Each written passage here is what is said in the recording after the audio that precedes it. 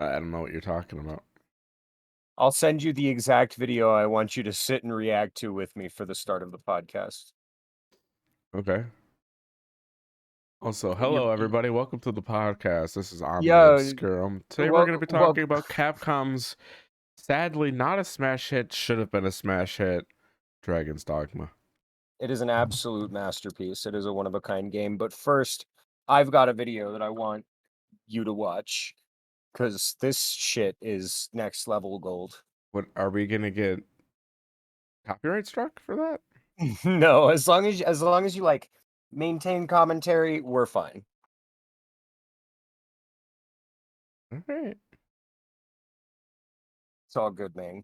Special little treat for the stream. I'm going to turn the volume on it down just so I can hear you. 3, 2, 1, let's go. Now how what is this? I promise you've never seen anything like this in your life.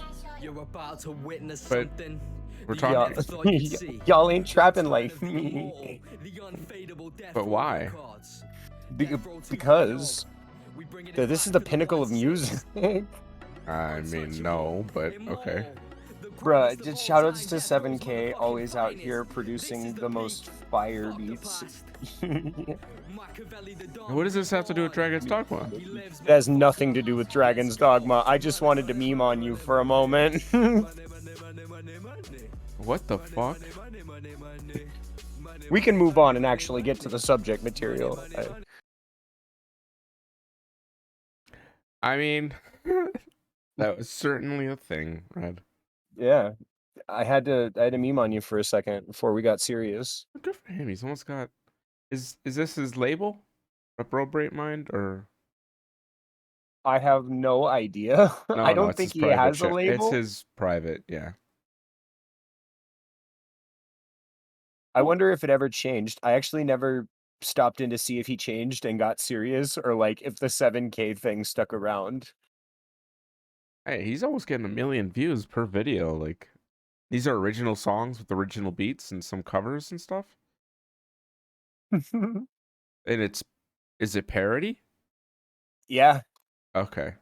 Yeah, he's a comedian. And it's good shit. It's edgelord shit, but it's good shit. Oh, shout out to him. Congratulations. Do your thing, man. Yeet. It's not for me, but I'm sure other Had people like it. had to meme on the stream. Y'all got 7K'd. Don't start a thing. Y'all got 7K'd. See, when I grew up, it was always that other video. Don't say it. I forget. I don't want to remember the old days. So when I grew up, Dragon's Dogma came out in 2012. For everybody who doesn't know, uh, Capcom's underappreciated gem. It got a re-release later on. Most recently, there was the 10th anniversary celebration with the announcement for Dragon's Dogma 2. That'll be super interesting. But let's start at the beginning. How is your experience with Dragon's Dogma, Ben? I don't know. I just rickrolled the stream. Oh my god.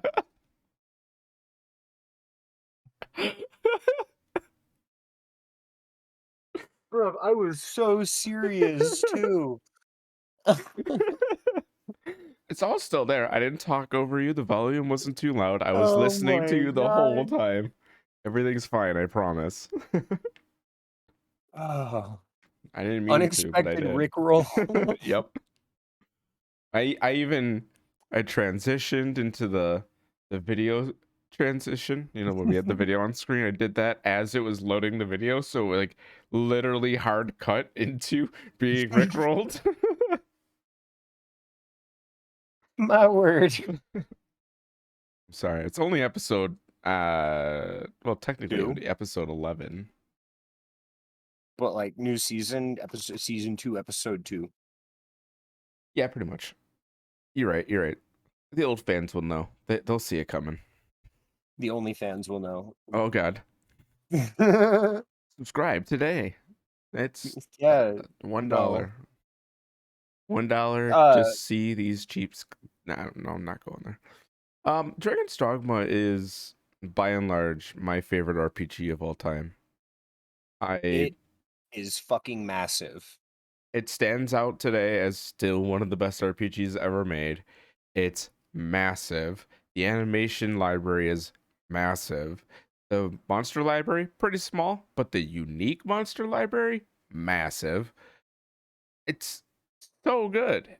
I Grancis as a world and how it's built is very well put together. I love it how it's like this seaside but built into the mountain.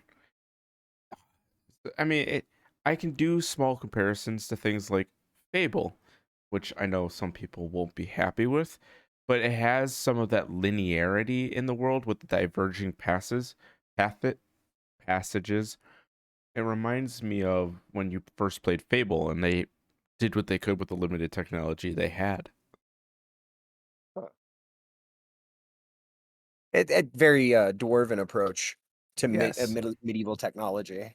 I would have liked to see more like little caves connecting areas, but it was really only one cave connecting to something you could have just walked around an edge and gone to. The mainland had a lot of empty shit going on. Yeah, it's a lot of set dressing. Yeah, which is fine for a game of its time. That's just to be expected of the world. But like among all of that, I don't think it does any better or any worse filling the open world than any other open world game does. I completely disagree. Would you like to know why? Sure.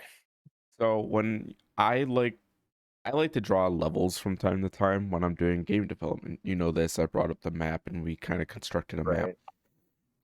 What Dragon's Dogma does that very few games can pull off with their open world is incredible amounts of landmarking.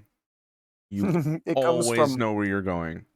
it comes from a Capcom team full of incredibly talented mappers who, by the way, all laid out very, very perfect and very precise Resident Evil maps and Devil May Cry maps. Everything that Capcom does is done to such a high level of precision. I wouldn't say everything, but a large portion. Listen, okay, Shadows of the Damned is a good game. No, It is. It is a really good game. It's it's not as underappreciated. good as Dragon's Dogma. Got him. You right. No, but like not many Capcom games are. Right. That's what makes it even It, crazier. yeah. And just for audience reference, Skyrim came out around the same time. Now, Right. Fallout New Skyrim had Vegas a came lot, out at the same time. right? They But both had a lot. I just want to say, I didn't play Skyrim first. I played Dragon's Dogma first. And when I went to Skyrim, it was kind of a disappointment. Well, like that's like stepping, you were a Dark Souls player also. That's like stepping backwards progressively. It is. I agree. I completely agree. One of the things that only to this day still fascinates me about Skyrim is lore. They packed a lot of lore. I think Skyrim did a fucking fantastic job with random encounters, making the world feel full. That's a whole other, but I think it's mediocre for a number of other reasons. We'll have to talk about that at some point. Absolutely. We could talk about it right after this episode because we could have a little bonus episode, even if it's Right. not that long. But I feel like I have a lot to say that people aren't going to be too happy about. And we don't have to go back and play Skyrim to talk about Skyrim. No, I've played it 4 times now. You know how many times I've beaten Dragon's Dogma? This would be your second, third? No, eighth. Oh my god, how do you even have time? This game is like 70 hours. How do you have time for that? Um, when Dragon's Dogma first came out, you know how Capcom always has the new game plus modes? Right.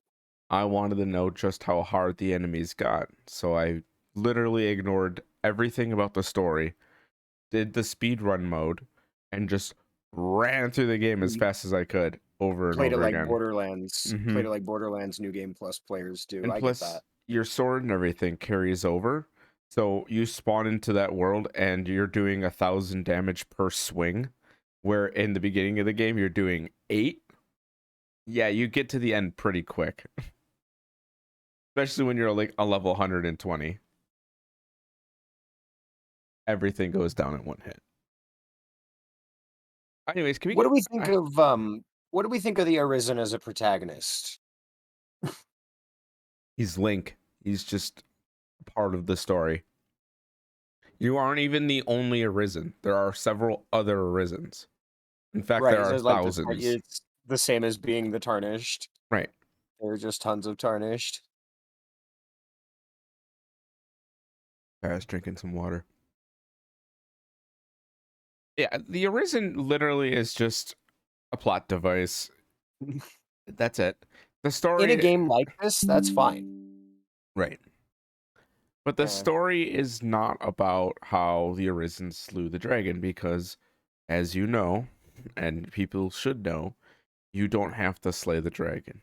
You can take the dragon's bargain, and it keeps all the immortal people immortal, which is why the Arisens who gave up their loved ones are permanently alive. It's a curse. So if you, like myself, choose to actually slay the dragon, it actually takes it to a different narrative direction. This is interesting. I'm going through the wiki a little bit, trying to find some interesting trivia bits from development. Here in the notes, it says the citizenry of Grand Soren tell of other Arisen, but many, if not all, were simply fakes. That's an interesting tidbit to think about. Yes.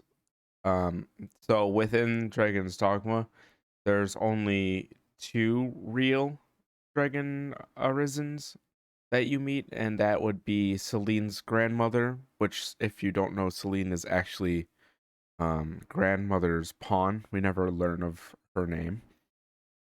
Celine was given the heart instead of her grandmother. So she was one of the first pawns to ever become human, which is insane. Which is like this whole deeper lore that people don't even talk about. Like, what is Celine's got her own side plot going on Celine's in my this favorite character. what is already a twisted world. She's got definitely the most twisted story. Celine is my favorite character. I think they drew her perfectly.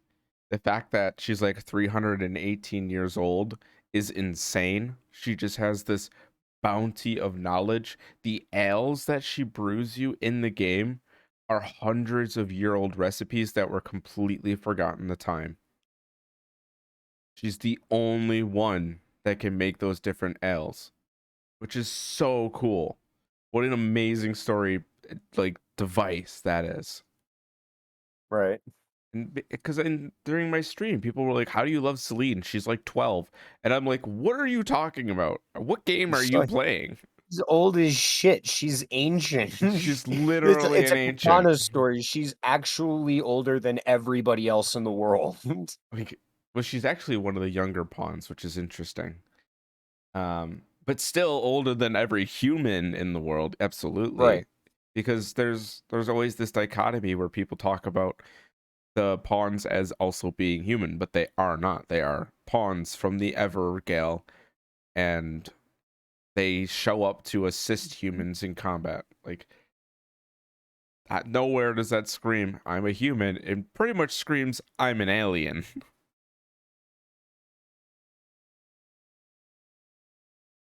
Hey, aliens, I got heated there for a moment. I got mad at the aliens community. and dragons and bears, oh my. Oh, that's a question I actually had for you. How did you Yeah. feel about the lack of general world animals? I think you only ever see a deer, a wolf, and a rabbit. I don't hate it because at the opposite end of the spectrum, you have so many NPCs. Take, for instance, like the Enlistment Corps, where every single knight has his own name. There are like 20 or 30 of them. Mhm. They're all individually named, individually personalized. There are just so many NPC characters that I don't even think animals matter. There's so many monster characters that I don't even think animals matter. I agree. And it's a world so surreal and contemporary that you don't need real world animals in order to sell that the world is lived in and has dynamic life going on. I love that you did that because I could segue right back into the map design. Lived in world. I love that because just in your travels, if you look off the trails and stuff, you see off in the distance fires burning and people camping out in the woods during the night, and then you come back across during the day and the tents are down, and you can tell Telling an that it's like environmental story is incredibly important. that is a zone for travelers that would be marked on their maps as a respite.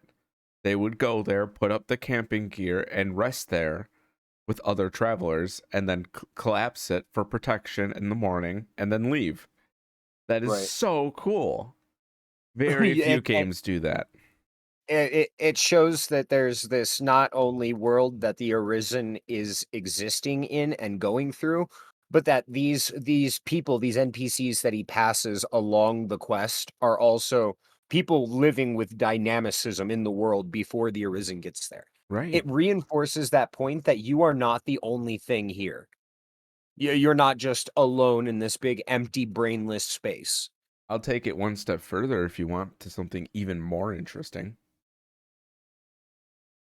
Bet. NPCs and pawns have different pathfinding, different goals, different destinations, and do not stop at Fucking respites. They will always fucking be on the trail. incredible. On the part of the developers, some of the most technically impressive stuff to come out of any RPG or any video game at the time.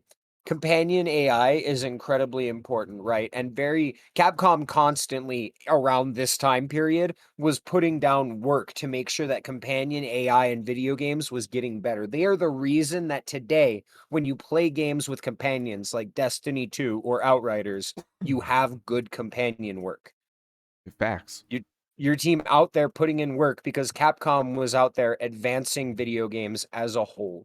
Other companies were doing it too. That's not to put any other company down, but Capcom was really putting in the work to bring partner AI forward. And you can feel that with how the pawns react, your ability to sit in the knowledge chair and change how your pawns react in combat versus just running around. Like it's wild the amount of opportunity you have to craft a pawn to the perfect partner, essentially, for Right. whatever You tie that situation. in with the different reactions that come in from different gear and how each class behaves differently from each other, and the pawns are just like next level, so diverse. And that's why I said I use them as fodder, because you can throw your pawns at your enemies, and because of how wild they are, none of them will really die. It gives you the opportunity to use that aggro to your aggression, kind of throw yourself in as a tank. Right. Gives you that, yeah, There's all kind of kinds. tough feeling. It's all kinds. If you don't want to play like that, you can play incredibly smart, have your pawns do a lot of the work and really like put them to good use doing really impressive things. Like my stream. Like Right. we had this conversation previously where you had mentioned that you use pawns like fodder, where if you watch my stream, you would see that I'm very particular with my pawn selection. I balance my team. I am always thinking about what abilities my pawn has, armor my pawn has, weapons my pawn has, because when I do things like shield throw, I want my pawn AI to be smart enough to know, oh, I'm throwing you up in the air for you to grab on and hit the weak spot. And You can it also just yeet works. your pawns off a cliff. Or don't do that. You you literally did that. I did that because the person who made that pawn specifically made a troll pawn that never shuts up. It will say, it will comment on literally everything. They maxed out the talkativeness on the Nobody scale. likes a claptrap. Nobody, though. No, no. And I just couldn't do it. I was like, you gotta go. I love the pawn system. I think it's geniusly crafted. It feels like you're playing with your dumbass friends that don't know how to play the game. And that's even better because it does make you have to pull your weight and it makes the fights feel really good. Like when you win, you won. And it really Yeah. feels like it. Like you stopped something grueling from occurring. You deserve the win every time it happens. Facts. The Facts. weapon and armor diversity in game is fucking crazy, which contributes a lot to that same thing we were just on about pawns having their level of diversity in combination with just how many different things there are in game. There's Absolutely. so much game. This game is fucking huge. Did I say that already? It's huge, dude. And the fact that the notice boards will always change But if you complete certain notice boards events, you can build your relationship with the world, and people will like you, and you'll come around, and they'll change their dialogue to appreciating you. But it isn't super overt like in Fable, where it's like night and day difference on how they treat you if just because you killed a chicken. Right, it's a lot more mature than Fable. You have to put in a lot more thought process. It's a lot more mature than the Elder Scrolls. There's a lot that goes into maintaining not only faction reputation, but like individual NPC reputation. And they don't even tell you. Yeah, They it just happens. like there's no list, there's no variables, there's no sliders, nothing. You don't You could get to be see having a it at great all. time, and then suddenly a crucial NPC will be very pissed at you for something that you didn't even realize you did. Facts. Facts. It's so good. I almost always side with saving Celine because Celine is the first pawn to become human, and that's a really special and touching story. Uh, She's awesome. And a- it's always hard because Celine is sensitive to just about everything you do in the world. So you do like one wrong thing and she's gone. Yeah. She's like, "Nah, fuck this guy." That kind of precision is a whole different kind of difficulty on top of the game because you realize while you're playing Dragon's Dogma that it's not about how hard you push, it's about your strategy going in for the push. Hmm. Like It's a lot more strategic than a lot of other RPGs are. getting in a fight with anything like on the side of the road. And then if you just keep hitting F2, I was playing on PC, which is come, your pawns won't attack anything. And people will just walk into combat because they see that you're there. They think you're going to protect them. You are literally the most powerful knight in the kingdom currently. And those characters die. That's it. They're gone. Yeah. Like they just get deleted, yeeted from the face of the world. Gone. Permadeath companions to really make you feel bad when you're already feeling bad because you've pissed off Celine. No. Don't piss off Celine. She doesn't deserve it. She's emotionally fragile right now. It's just it's incredible the amount of detail that Capcom managed to put into this game. And when they said we were making a high fantasy, we're not making Skyrim where you can pick it up, put it down. There's always something to do. They're making a high fantasy game in a world that's realistic with variable crops and variable plants. Even if they look the same, they are you different. They do will different things. you will get trolled a lot. Oh my god. You will get trolled a lot. There is so much comedy in this game. You want to move into that? The writing? Forgeries. For Oh, the writing. The Well, that too. classic Capcom cheese. Dialogue is right on point with every other Capcom game from that time and before. They have a way with their actors, a way of writing, a way of acting that gives it this like not anime, but is very close to the cheesiest anime you've ever heard vibe, right? And in a world that looks that focuses so heavy on the realism as it does, it it's so out of place. I love it. It's strangely out of place how good the cheese is here, though, because it is sometimes you start to construe it as serious and like it goes over your head that it's even bad in the first place. The greatest It's example is the delivery. cult. I would say the The cult. greatest example is the cult. The game, the entire time is like, these are the enemies. These guys. These are the bad guys. And then you complete that entirety of the quest, which is like 80% of the game, mind you. Like they are so massive to this game. Just for the leader of them to then be killed by the dragon that they're doing all of this for, and the dragon being like, "I hate these pathetic zealots. I've been killing them nonstop." It's like, what? Everything that they did, everything that I did was for leveling up? For not? It was meaningless? And this is not a grindy game. It'll reinforce that with points like that repeatedly. You are supposed to play this game dynamically, and if you get to grinding, it'll punish you for it. Oh, yeah. Oh, yeah. Not only will it punish you, but Okay, so if you want to get notice boards, it's on a timer. You can't just grab infinite missions from the bounty board, right? Right. Procrastination is not an option. Exactly. But if you finish all of the notice boards, the only thing left to do is go and do the next story mission. Um, Surprise, if you play that way, you're a high enough level to beat the dragon.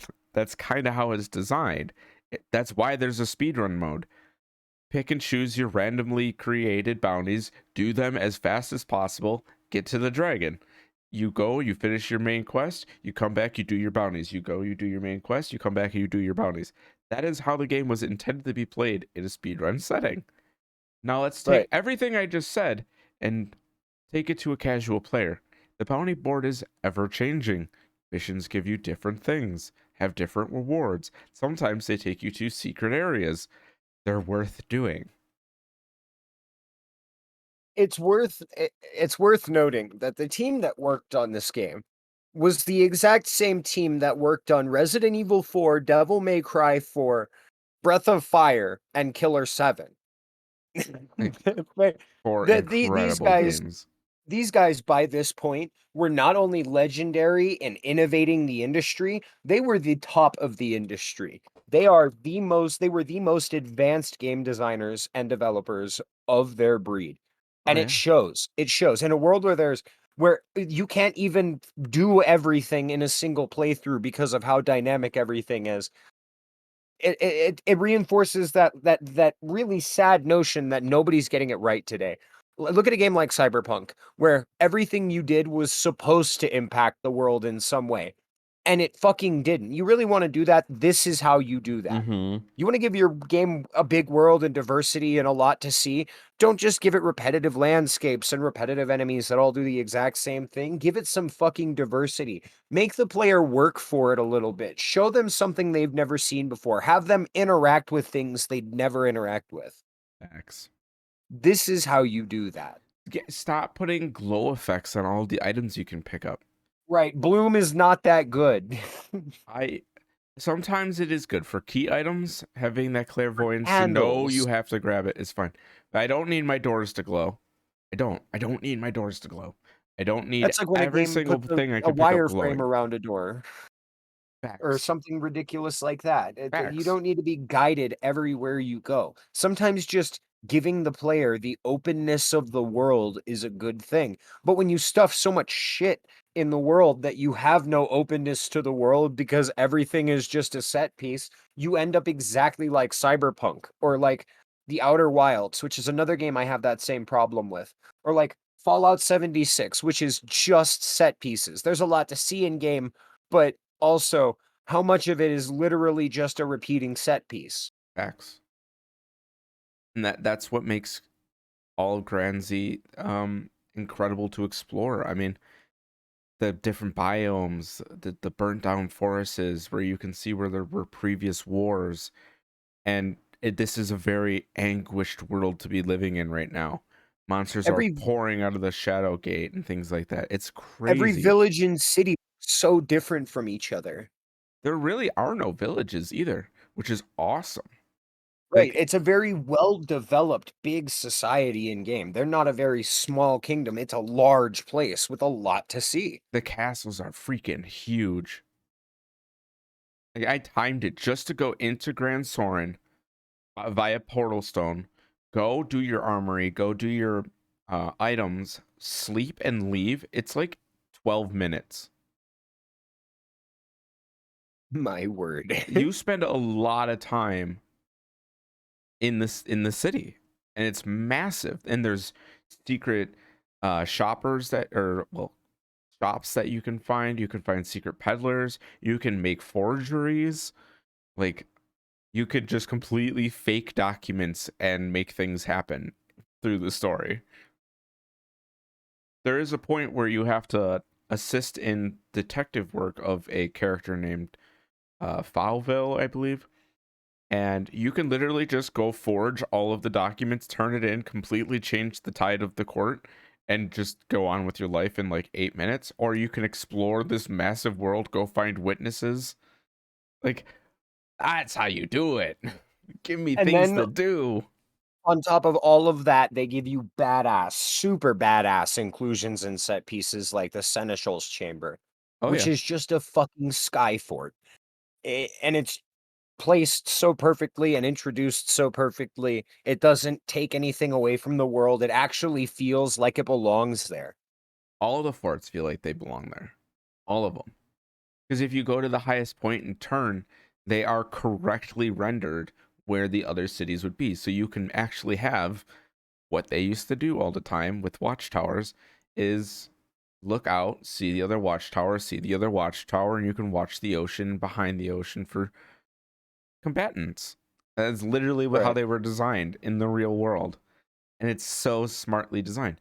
When you play Skyrim, if you go to Winterhold, you can't see Whiterun. They're not No. intelligently designed. That's not how actual castles were built. Right. Well, pre-mods, I mean, in base game now, you can't see Whiterun from Winterhold, but like in with mods turned on and draw distance to cranked up to its maximum, you can see bits and pieces of far off Whiterun and Riverwood and stuff like that on that. Or is that on the other side? I'm talking Am I about thinking of consoles, though. I'm talking about like the average experience. yeah, no, don't play Skyrim on that's not the average experience. Skyrim on consoles is just bad. Well, yeah, especially the PS3. I mean, I had a PS3 at the time, and it did not run good. No. Yeah, Skyrim crashed like constantly Every on the 15 PS3. minutes or something like that. It was Yeah, insane. it'd crash in loading screens while you were saving, while you were doing and then there was the best thing, where you would die in the middle of an autosave, and Yep. instead of reverting back to the autosave before that, you would just spawn dying. I just can't believe that Dragon's Dogma came out at the same time and wasn't a smash hit. I just literally cannot believe that. The difference in quality between games is extremely notable. I think it's casual versus in-depth. You write something too smart and you alienate a crowd of people who do not give as much of a shit. It's weird. 2011. Skyrim was 2011, so it would have been a year before I graduated college or That's high not to school. say that's not to say that the casual player isn't smart. No, of It course not. is to say that in general, the casual player does not give a shit about try-harding their way through something. Like Dragon's Dogma is a very difficult game. It is very hard.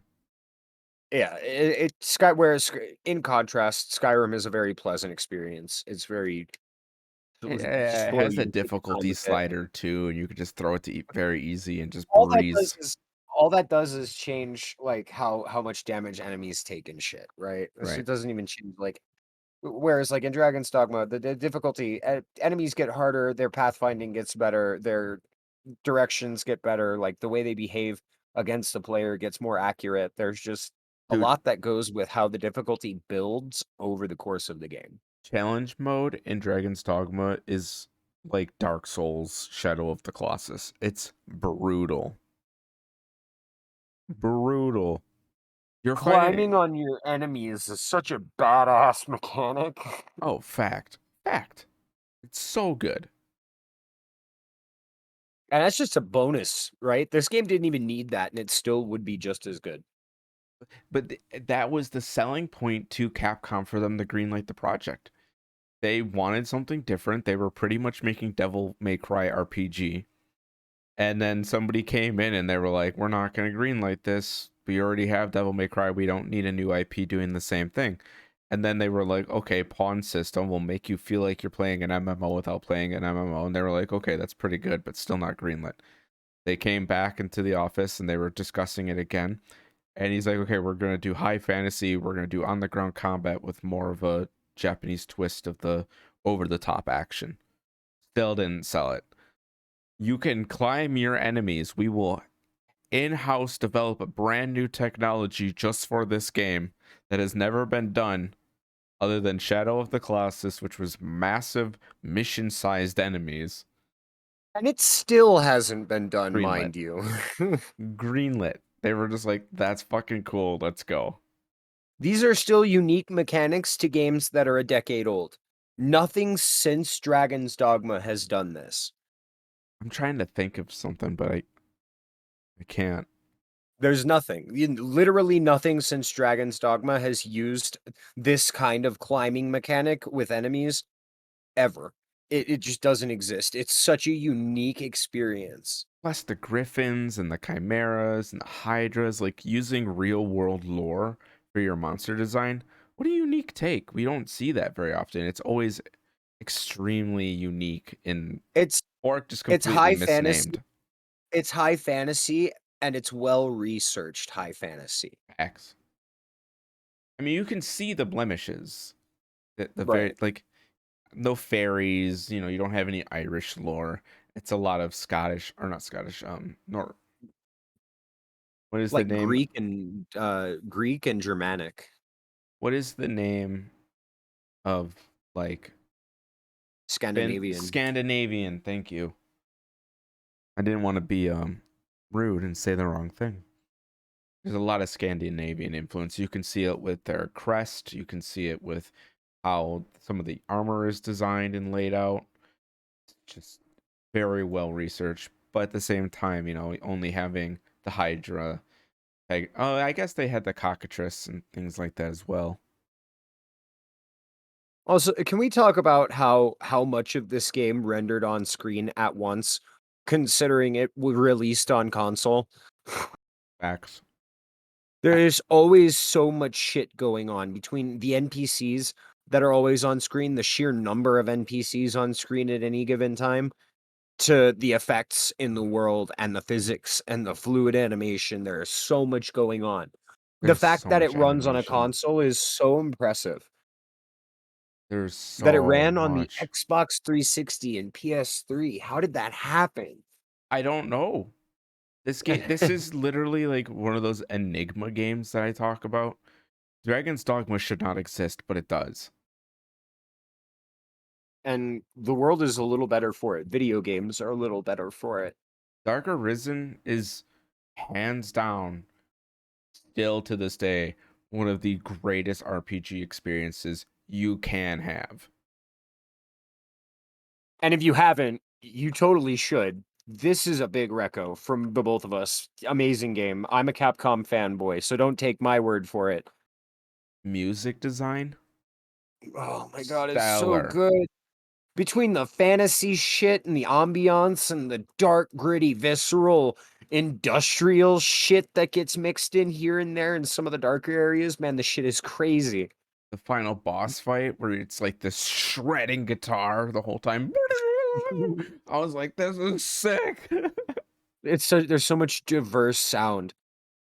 It's just like the rest of the game. Diversity is the one word you would use to describe Dragon's Dogma. And it's so interesting that people disagree with that. They go into Dragon's Dogma and they don't like it. it. I understand that you don't have to like the game. The game is very different from your atypical RPG For setting. me for me, that feels like saying you don't like Elden Ring. It's just because 'cause you're Yeah, probably not all that good at it in reality, and that's fine, right? You don't have to be good at a game, you don't have to enjoy it. But, like, never make the claim that it's objectively bad if you know you're not do if you know that other people enjoy it a lot, right? Because your opinion is fine, but even us, our opinions aren't gonna be like, "It's objectively good." It's objectively impressive and advancing, I'm but good and saying bad it's are objectively subjective. good Well, because everything's there for it to work right.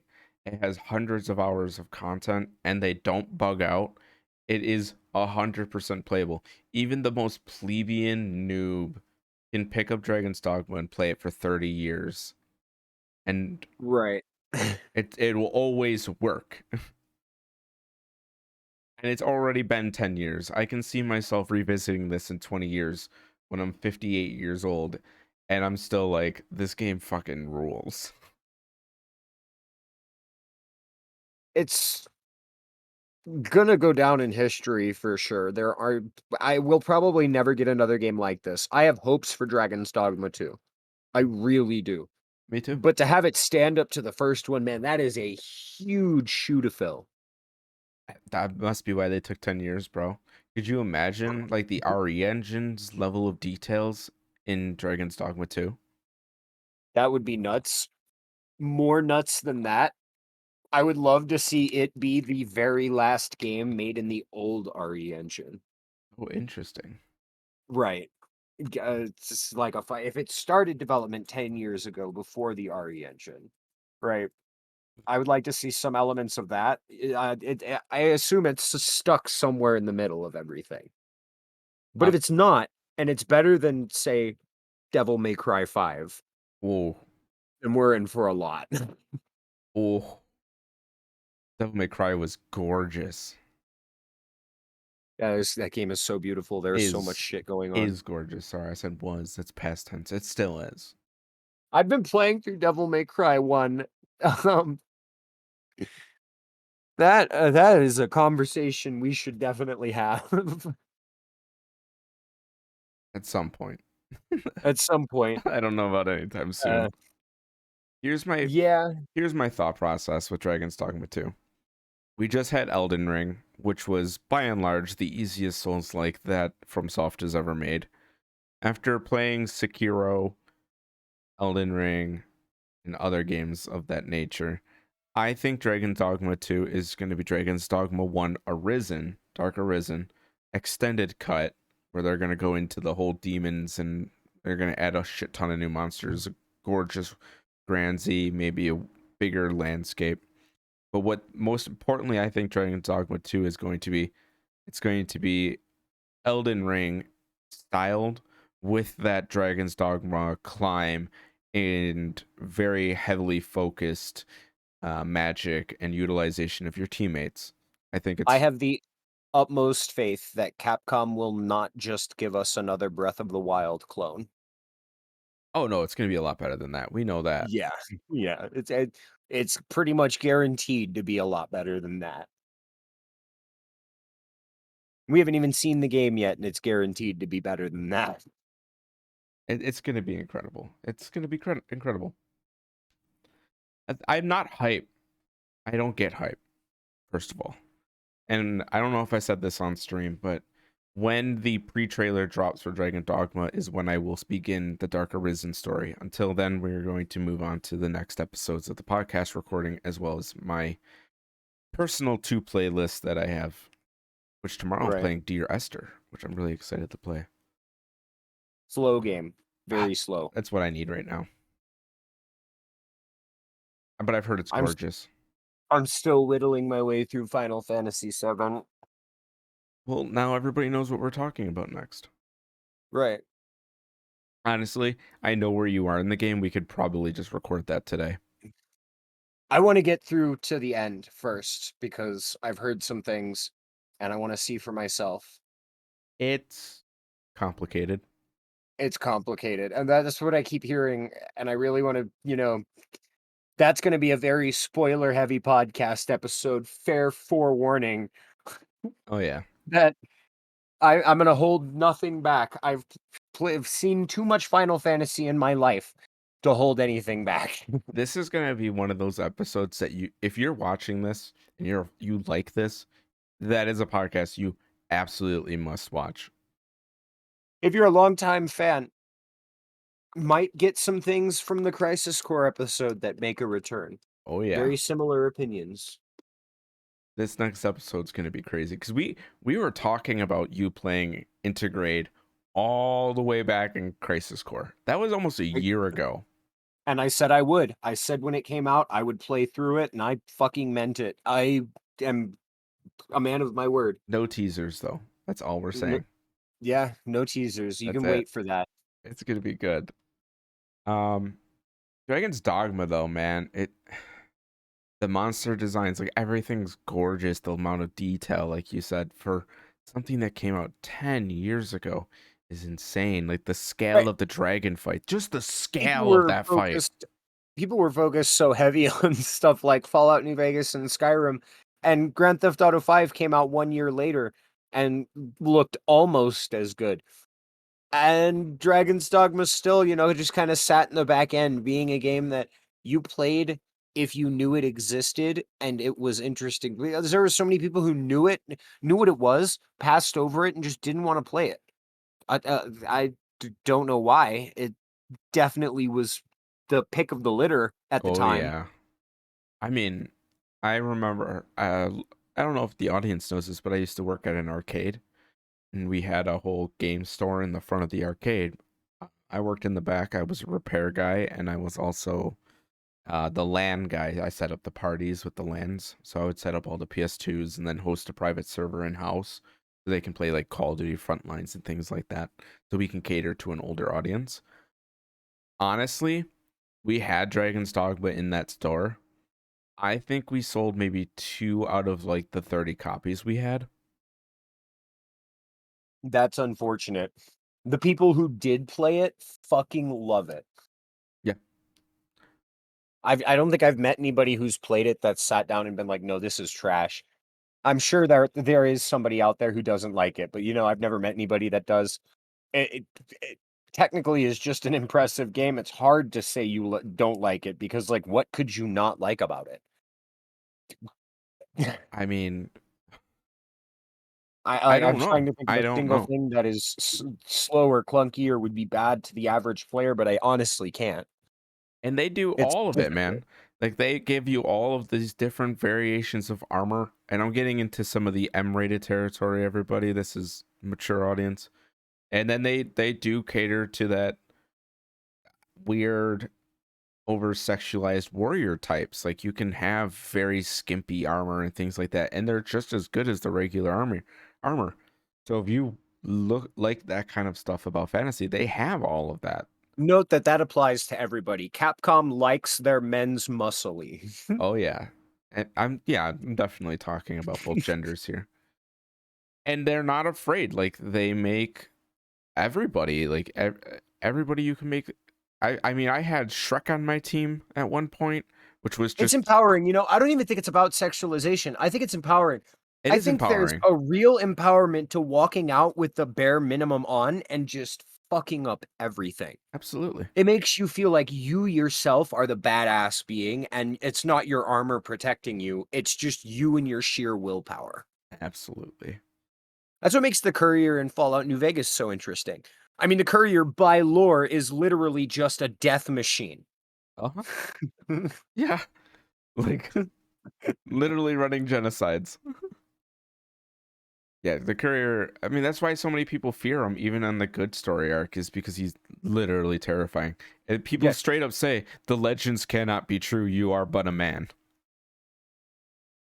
it's just how it is. The Courier is this ultimate badass being that demolishes everything, and there's a real neat thing to playing a game like Dragon's Dogma or Fallout New Vegas, walking out wearing thin armor or no armor practically, and just destroying things because you feel like an overpowered character. The Doom guy, half of his power is the fucking suit, right? Half of his power is the Master suit, the other Chief. half is the demons. Master Chief, half of his power is the suit, the Wait, other half is fucking genetic wait. modification. I can completely end this conversation right here. Duke Nukem Forever quote, I don't need that pussy power armor shit. Really, honestly, I'm here to kick gum and chew ass, and I'm all out of ass. But finishing up what I was saying, with Dragon's Dogma, there is overt sexuality within the story arc itself. You do, Yeah, but that's periodic. yeah, you do That's find shoot love. There of are the time scenes period. that imply lovemaking. There is some of that. So having overtly over the top armor like that in some scenarios makes sense. But you don't like sleep with your pawn. There's nobody's abusing the pawns in that Right, regard, which is super right. interesting. And it doesn't ever get too out of hand. Like, I remember back on the PlayStation 2, Grand Theft Auto San Andreas comes out. It's a big deal. The hot coffee mod is discovered. It winds up getting an adults only rating. Huge, huge hit to the video game industry for a little while, but the controversy made that game sell like hot water. And then you look at a game like God of War, which did not suffer that same controversy, even Facts. though there was the same kind of sex mini game in it. It didn't have that same kind of controversy behind it. The period that it takes place in makes a huge difference. Right. Because I saw people upset that I chose Celine as my love interest. I always choose Celine as my love interest. And they were like, "Oh my god, she's like 13." And it just shows you've never played the game. You have no idea what you're talking about. Just because you're a gonk and can't appreciate 300-year-old goth waifu. Not only that, but they're like, why would she be 13? Where are you getting that kind of information from? Like, That's a weirdos. That's like weirdos who play Borderlands and think Tiny Tina's a child. no, Tiny Tina's like 23 or something. Yeah. But I did that on purpose because they knew there was going to be gross fan art and they wanted to avoid pedophilia charges. Moving on. um, because Celine's flat chested as well. She doesn't have a big bust. Is that So really is that really a deciding factor for you? no, no, no, no. I'm using this as an example of people's lack of understanding of this game. Diverse sexuality. Diverse sexuality. There are even transgender people in this game. There are interracial relationships in this Right. game. This game was not afraid to push those topics at all. Something that Japan does really well with video games, this applies to Bandai Namco, this applies to Capcom, this applies to Konami, is body diversity. They never limit themselves to one incredibly exaggerated body type. It's always very diverse, very well thought out. That same consciousness exists in anime. You watch anime, and no two characters usually are built the same unless they're the skinny, long-haired protagonist. Yeah, pretty much. I don't know if what I'm saying could be misconstrued here, but I'm just stating I appreciate that body It's a diversity. conversational topic. It's worth talking about, It's right? No, important. right. No, even if we're right or wrong, like it's important to talk about because it's misconstrued a lot. Well, I don't want all of the female characters to be like this one, oh, like male perfection body image ideation put to film. Like, I like having that diversity and that understanding that people like different things and people are different people with different feelings and Right. I views. like I always like to be the one guy to point out that everybody gets sexualized in video games at some point. Absolutely. Absolutely. Because it's just like every other form of media. You listen to music, you watch a movie, sex sells. It does. It's a it's a writing tool. It's a mechanic to sell the devices. It's filler content, sure, but it's also filler content that always seems to have a natural place. Facts. And you could romance literally anybody in the game. Right. Literally anybody. Right. It's very limitless. There's so much interaction between you, the player, and other NPCs that you may pick up as love interest. I don't know if it's anybody actually. I know you can have just about anybody fall in love with There's some you, but I don't there are know if some like they, main quest crucial NPCs that you can't. because I know you can choose between like the Duke's wife, Celine, and like a few other characters for like the end scene. But I've never gone outside of that and like specifically chosen like an NPC. Because in the Right. speedrun, Celine's just the fastest, so I always go through with Celine. Thank God I actually love Celine as a character. Incredible. But I don't know if like you can just have, oh, and your girlfriend from Cassidris, she can also be a love interest. You can continue that relationship. Which I have no idea what happened to her. I think she ended up at the one cult church, which is still super cool because they have this diversity in the characters design where this person wants to help you, you decided not to help them, and they went down a bad path, and you can watch it happen in real time. And Super then you can cool. feel bad about it, just like a good game does. It makes you question your morals. You're like, oh, I'm gonna go check out these woods, and then everything's like cursed and ruined, and in the middle of it, there's just this church, and you show up, and your ex girlfriend's just there, and she's like, I'm gonna look for answers to help you. And you're like, maybe not the best How place to did do that. how did we get here? This place fell apart so fast. The 'Cause neighborhood ain't what it used to be. awesome, awesome game telling of like the emotions of people and the extreme lengths that they'll go. And, so good. I gotta do a playthrough where she's my love interest. I want to know where she ends up. I'm gonna spend as much time playing Dragon's Dogma as you spent playing Elden Ring. Probably. I do need a break. I do have to come back for the DLC, and I do have to come back for Dark Arisen. I know that we are talking about Dragon's Dogma, by the way. We are not talking about Dragon's Dogma Dark Arisen, which is the version that you can buy today. Just Dragon's Dogma. 2012 vanilla Dragon's Dogma. I think we should have mentioned that maybe an hour ago.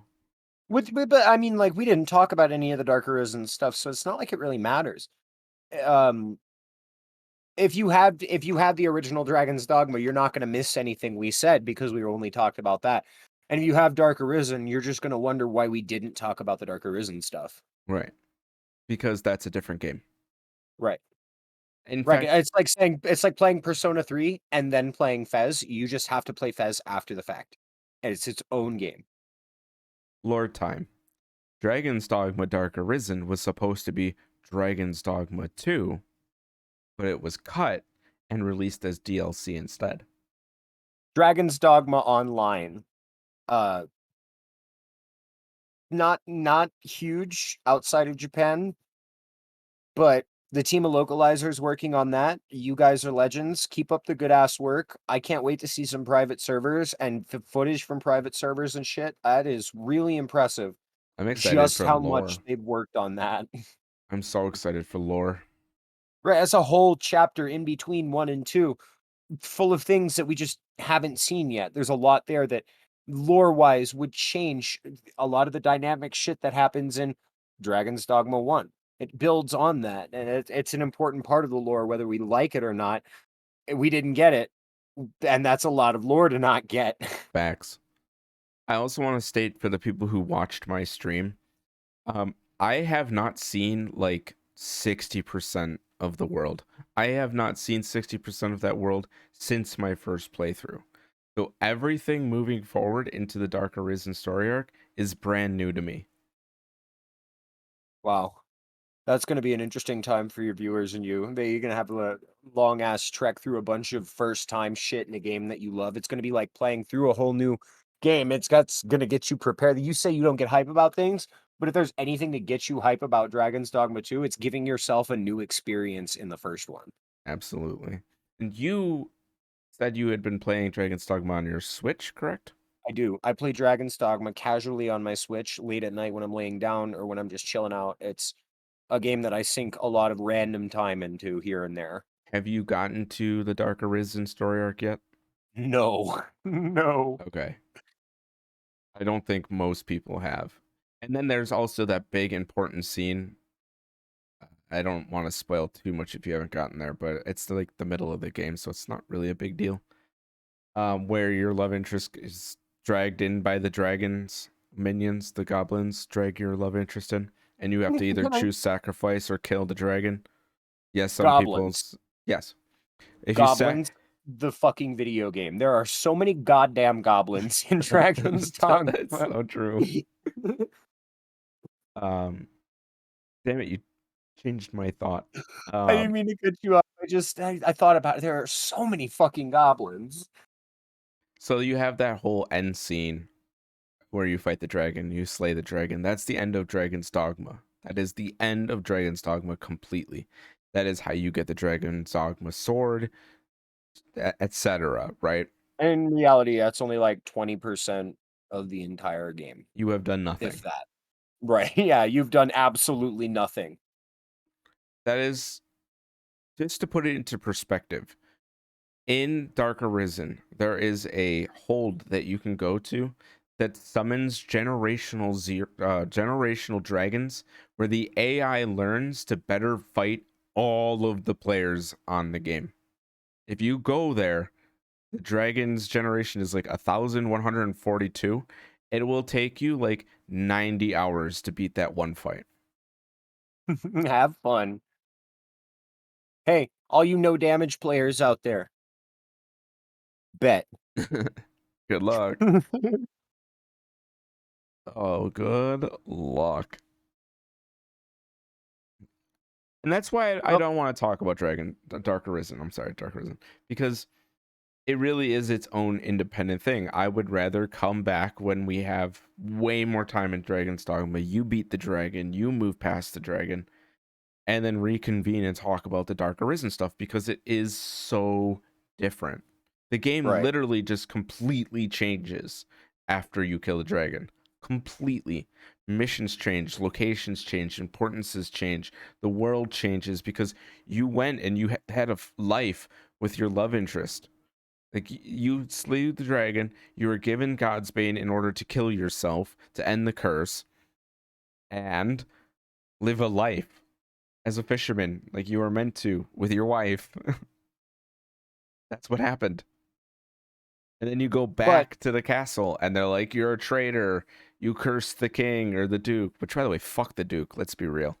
Duke's the an one asshole. rule and the one rule of Dragon's Dogma is that no matter how much you do, no matter how good you think life gets in the story for the player, Dragon's Dogma is what it is named. The official rules are no matter how many times you kill it, it will always come back. Mm-hmm.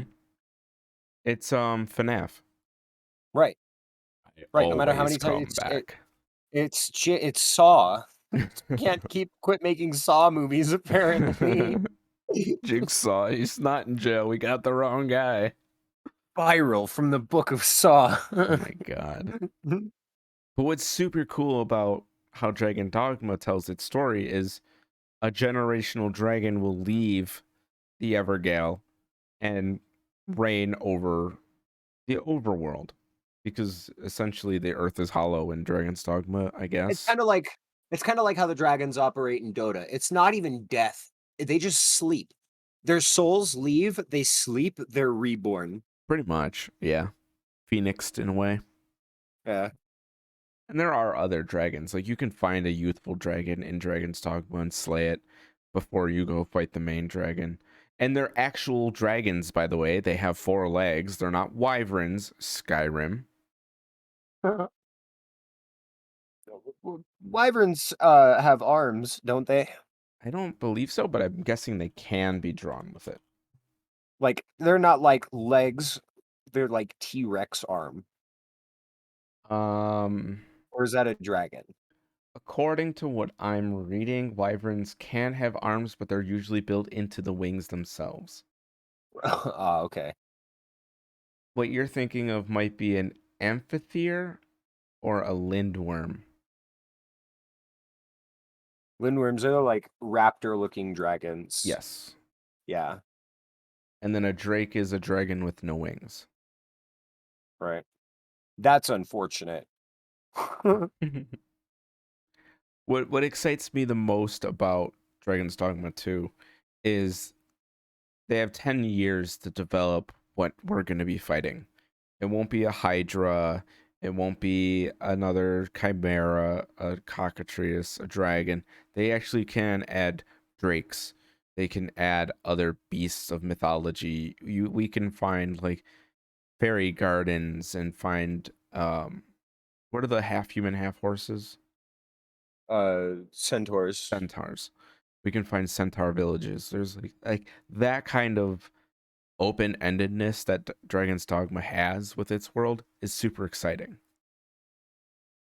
You know what? Capcom also has been proving that they're willing to lay down the line and show that quality comes above quantity. Like, they waited an entire year to get to the Resident Evil Village DLC because the Village DLC is a direct sequel. Facts. That's how send it they are right now. If Dragon's Dogma 2 is even half as interesting as that, we're in for one hell of a ride. And not only that, but Capcom has been on this like extremely, extremely big crusade against inflating game prices. They are releasing games and they're selling them for like $30. And they cannot fail. I implore you to name one Capcom game in the last 7 years that's failed. Oh, that's a toughie. 7 years? Honestly, I can't think of any. Their fighting games sell Um, incredibly well and are loved. Their Resident Evil games sell incredibly well and are loved. Devil May Cry 5 came out and re-sparked that fan base to an entirely different level.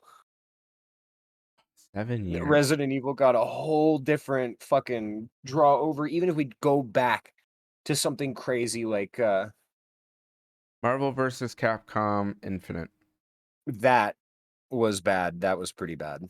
That was 2017. So That was yeah. that was a lot of microtransactions. Mega I Man think that 11. Mega Man 11 was badass. It was so good. All right. It sold well too. Anyone who was a fan of the original Mega Man games up to 10 was a fan of 11. Oh, may I? If anybody You from don't like Mega Capcom Man at sees all. this, no, I don't. If anybody from Capcom sees this, Onimusha, can we please get a modern Onimusha? Like, come on. If anybody from Capcom sees this, I love you guys. Come do an interview. We love you. Code Veronica remake. Hello. Yeah, come do an interview so I can bitch about the Code Veronica remake to a developer who probably has nothing to do with it. Okami 2. Where's our Okami Paintbrush 2? Dog. Yeah, Paintbrush Dog. What's with this Monster Hunter stuff? I know people like it. Actually don't have. I see a lot of what Monster Hunter does in Dragon's Dogma as well. Right. And it didn't start out that way. Monster Hunter took a very long time to get to where it is, and it took the development of games like Dragon's Dogma, like Resident Evil 5, like pretty much every other Capcom game that came out around the time. DMC came out around that time. Can I need to say this really quick. When Red talks about something like Monster Hunter and he relates things like Resident Evil 5, I know the idea that most people are going to get is these games are completely different. Why is he referring to that? What he's talking about is the development side, how the Right. engine's handled, how movement works, Right. animation Because structures. even if you don't see it as the player, the plot's not the same, the gameplay's not the same, but even if you don't see it as a player, there will always be programming similarities between these games because the developers in-house do a lot to collaborate with each other to move forward. They all advance together. That's what makes Capcom games so great, keeps them so ahead of the curve. Whether or not you think Resident Evil 5 and Dragon's Dogma and Devil May Cry are all unrelated completely, they all share tidbits of code and things that have developed over years that culminate together to become the games that they are. They all share things to be what they are. I almost We couldn't guarantee have one without the other. I almost guarantee if you were to go play Okami and then play Dragon's Dogma, in the way that the animals move, you could find some linking animations that are shared between both games. I was playing Devil May Cry 1 not just earlier today, and the textures in Devil May Cry 1 are so reminiscent and close to the textures all throughout Resident Evil 4. You can tell there's a lot of asset sharing that went on between those two games. Absolutely. Also, Devil May Cry 1 is the last classic Resident Evil game. I mean, yeah. I would still say Onimusha. Onimusha is so good. Devil Kings was a weird, like, Dynasty Warriors type game Yeah, I don't that want to talk Capcom about that it. was so thing. But it's even stuff like that, even something totally left field and unrelated like Devil Kings managed to have a little bit as code work forward in the future to where we are now. The Everything made a future. difference. That I just wanted to clarify because I know some people may get confused, especially if they're not understanding that this podcast is about mechanics. It's about writing, it's about philosophy and psychology, and not so much About the game everything. itself. We're gamers with important gaming to do for your entertainment, Entertainment. for your Gen Z entertainment. I didn't say that. Laugh burp. Oh man. We haven't even gotten into like the philosophy of Dragon's Dogma yet, and we're an hour in.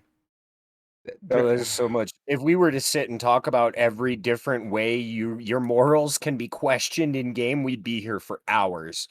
There This is a game that makes you think not just about your morals in game, but also your morals in real life because everybody is questioning you constantly. Facts. Not just you, but the world around. There's so many questions to be asked about life as we know it.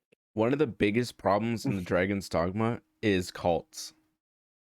They straight up say that.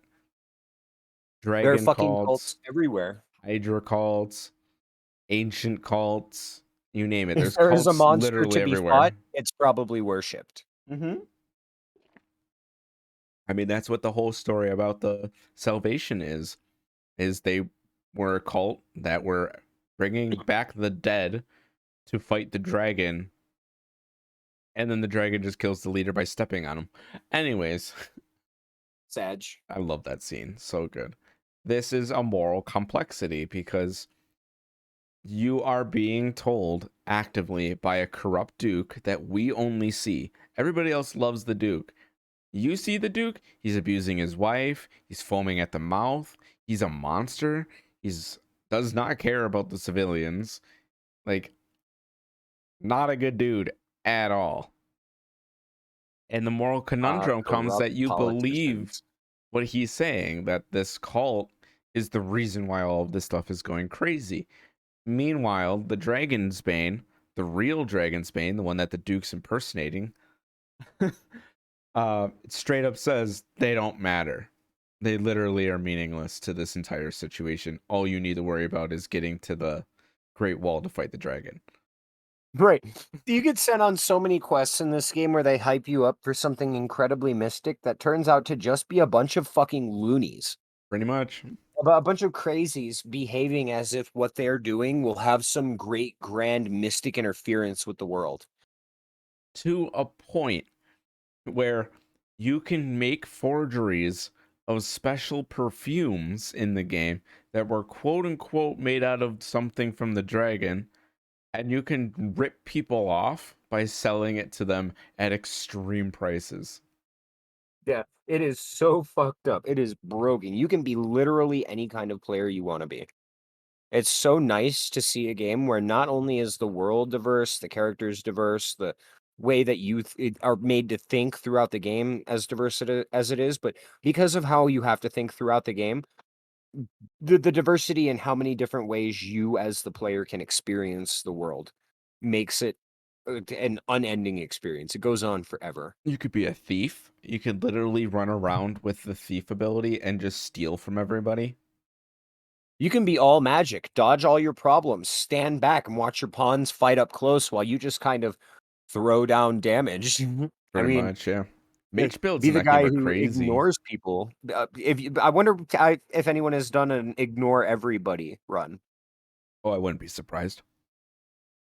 I've saw one guy who was playing and he threw his pawns off the ledge, played the entire game without them. Sounds like an interesting challenge, actually, because there's a lot of game here where like having your pawns is crucial. Facts. I mean, they guide you where you're supposed to be. But Uh, Pawn then that knowledge. Oh brings my in god. like the whole thing that I just said, as crucial as they are also not very crucial because of how many different ways there are to play.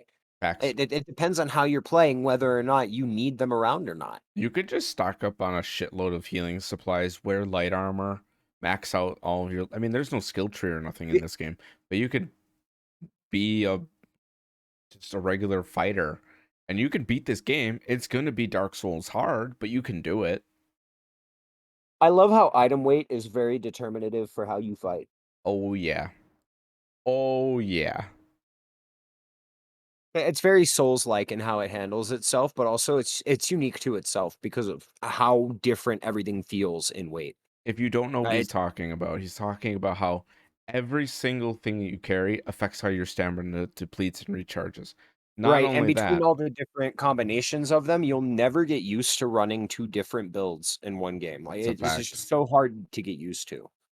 And you have to give all of your pawns gear while you're playing to balance that out. Right, keeping Otherwise, your loadout with theirs, like, you end up with dumbass pawns who just die right away, or you end up with dumbass you who dies right away while your pawns are putting in all the work. and if you've seen my playthrough, you know that there was a segment that I was playing where I was over encumbered, Spitfire was over encumbered, and I think both of my backup pawns were like nearly over encumbered. And we were in a boss fight, and it was just a struggle.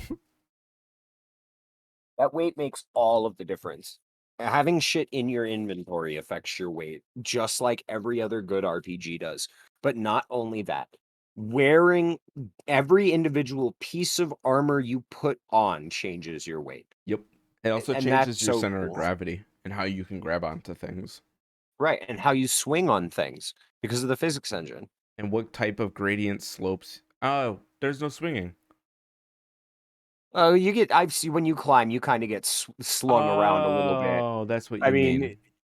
you get Yes. slung around while you're climbing up stuff, and that your weight affects that too. Like the heavier you are, the more stable you are to climb, but the faster you run out of stamina. That's Yes. Yes. You are correct. That was confusing. Different gradient slopes that you run up will affect you. Like if you're over encumbered, you literally cannot traverse some areas because you cannot make it up the hill. and you Um, don't have a kazooie to talon trot your way up. I mean, I mean, yeah, yeah, yeah. that was a boomer joke. It I'm was. not a boomer, but that was a boomer joke. I love it. I wore chainmail underneath my overset of armor in the game, and I realized that wearing the Griffin armor was just doing me more detriment because it was so heavy. I could literally just wear a light armor vest and wear heavy everything else, and it was way more efficient.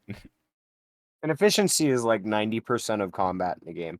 You don't want to strength and numbers. Strength is fine, but handling a fight efficiency is what keeps you on time for a lot of things. 'Cause you will run out of time for shit if you spend too long fighting the same thing. Oh my god. There was one point where I was like in a fight with a chimera for like 16, 17 minutes. And during that time, it was middle of the night and it became morning and I needed moongrass and it was all despawned. And I was like, fuck. Sad. You really, it's a matter of timing. That efficiency makes a huge difference in how your playthrough ends inevitably. If it ever ends. If it ever ends, right? You have one of those experiences where you just carry it on fucking permanently because there's so much game. Which game? So much game. And it's at the same time, there's not that much game because there is repeated quest lines and repeated styles of missions and fetch quests and things like that. But at the end of the day, there's still so much game. There's so many Right. areas to go visit and NPC missions to do, and It's it the purpose that you're given behind those repetitive tasks that makes it so much more interesting. facts. And there's so many Delivery is mods. Like that's important. Mods. Oh my oh my god. god. Like I glanced at the mod website and there's like 300 more armor pieces, 1,000 more swords, buy any house, build a house, horses, unlimited stamina. Like, there's so many mods. More spells, more staffs. It's like, holy crap. There's If you were to already mod a it to lot. its If you were to mod it to its absolute maximum with all of its texture mods, immersion mods, world inclusive shit, everything that really gave it a ton of life, you would have so much game that you would never see everything.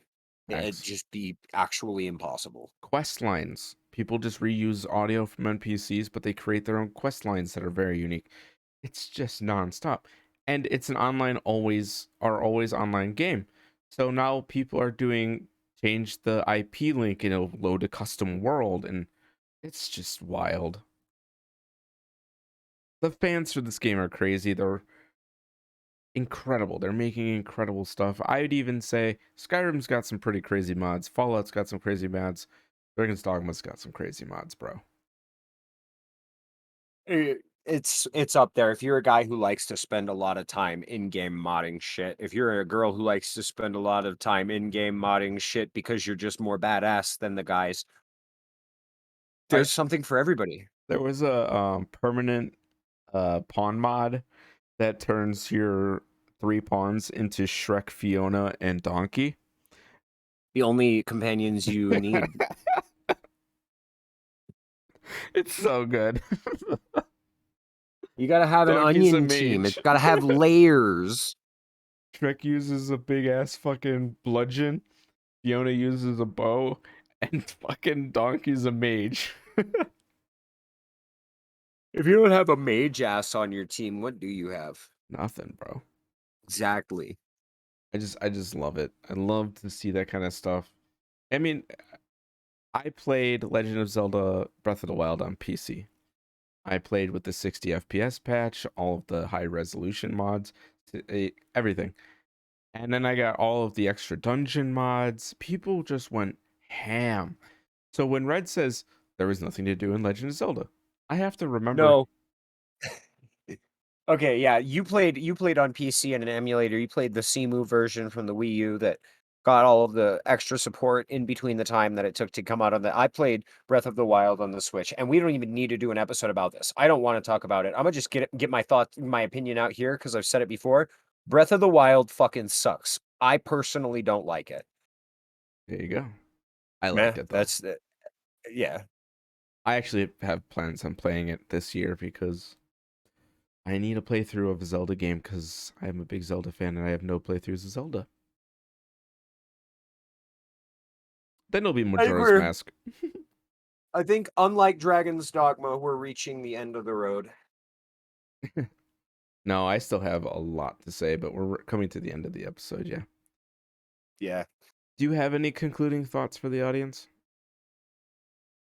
If there were ever a time to get into RPGs, it was 2012. And if you're somebody who's never played a big open world RPG and you want to play something and experience like what they could be at their maximum capacity, don't go pick up something brand new. Don't go pick up Fallout 4. Don't go pick up Skyrim. You know, those as legendary as those are for when they came out. Don't play modern games like Cyberpunk or like Greedfall or whatever. Go back, play Dragon's Dogma. Let that be your introduction to RPGs. Yeah, Set the bar for yourself. yeah. How was Greedfall? Is that a must play? That is, I don't think it's a must play, but it is one of the few Souls likes that I enjoy. Okay, because I was gonna download it. It's a good game. I think you'll get a kick out of it. Yeah, it's definitely right up your alley. My closing thoughts are Dragon's Dogma came out during a time period where expectations were lower than they are now. We didn't know what video games were capable, and being somebody who introduced themselves into RPGs through Dragon's Dogma was blown away, and that sense of exploration and love has not been redone since. The 10 out last, of 10. oh, 9 out of 10. I can't give it a Oh, 10 out of 10. It's incredible, but it's not that incredible. It has a lot of pardon, blemishes. pardon me while I fellatiate Capcom. That's fine. If it's a 10 from you, that's fine. I think most Capcom games are 10s. That's a personal thing. Okay. I mean, this is an easy 9 for me. Like easy 9. Especially now with the Dark Arisen line, all the extra content that comes with that, and the DLCs. Like easy 9 out of 10. Absolutely. It's $5 on Steam, and it's like 900 hours worth of story and lore. Just go get it. It's so good. Right. And it's always on sale. It's literally always on sale. It's just like Metal Gear Rising. I don't think another game goes up for sale as much. Metal Gear Rising was good.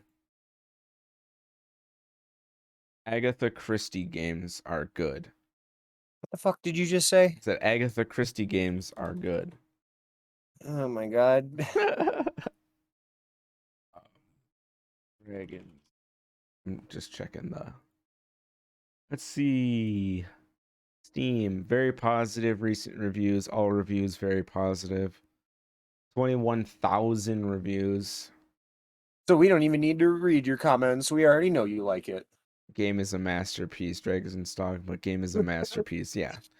Steam knows.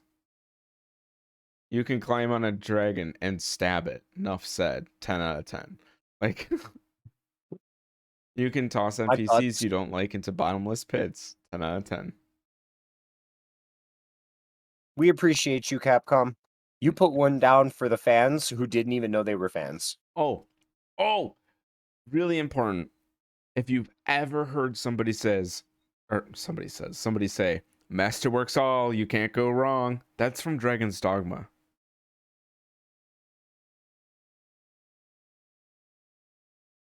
Keep your memes in order, people.